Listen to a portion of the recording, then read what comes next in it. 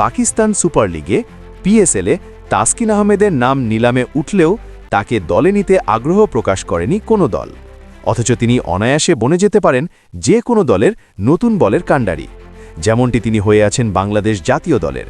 শুধু তাই নয়, সংযুক্ত আরব আমিরাতের আইএল টি20তেও নিজের মুনশিয়ানা দেখিয়ে এসেছেন এই পেসার। পিএসএলে দল না পাওয়ার ক্ষেত্রে প্রধান প্রভাবক হিসেবে কাজ করেছে মূলত তাসকিনের ইনজুরি প্রবণতা। তবে এছাড়াও তাসকিনের বোলিংয়ের ধরন অনাগ্রহের অন্যতম কারণ। পাকিস্তানকে বরাবরই বলা হয় পেসারদের খনি, সুতরাং সেই পাকিস্তানের ফ্র্যাঞ্চাইজি লিগে খেলতে হলে হতে হবে এক্সট্রাঅর্ডিনারি, যেমনটি আর কি ঘটেছে মুস্তাফিজুর রহমানের ক্ষেত্রে। তাসকিনের ক্ষেত্রে অন্তরায় হচ্ছে তার অর্থোডক্স বোলিং। ডানহাতি পেসার নতুন বলে মুভমেন্ট আদায় করতে পারেন, গতিও যথেষ্ট ভালো, গড়ে প্রায় ১৪০ কিলোমিটার প্রতি ঘন্টায় বল ছুটতে পারেন। এসব মানদণ্ডে অনায়াসেই তাসকিনকে যে কোনো দলে নিয়ে নেওয়া যায়।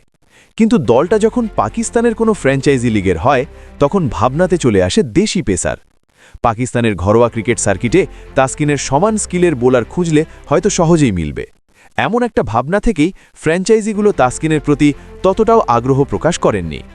১,১০,০০,০০০ পাকিস্তানি রুপি ভিত্তিমূল্য ছিল তাসকিনের। এই মূল্যে তাকে ক্রয় করতে না চাওয়ার পেছনে যুক্তিসঙ্গত কারণ একই ধাঁচের স্বদেশি বোলারের প্রতি আস্থা, দ্বিতীয়ত তাসকিনের ইনজুরি প্রবণতা। এই দুইয়ের মিশেলের সাথে জুড়ে গেছে অর্থের হিসেবটাও। সে কারণেই মূলত পিএসএলের নিলামে দল পাননি তাসকিন। তবে তাসকিনের অভিজ্ঞতা দাঁড়িপাল্লায় মাপলে অবশ্য দাম দর বা বাকি দুই ফ্যাক্টর কোনো কিছুই ধোপে টেকে না।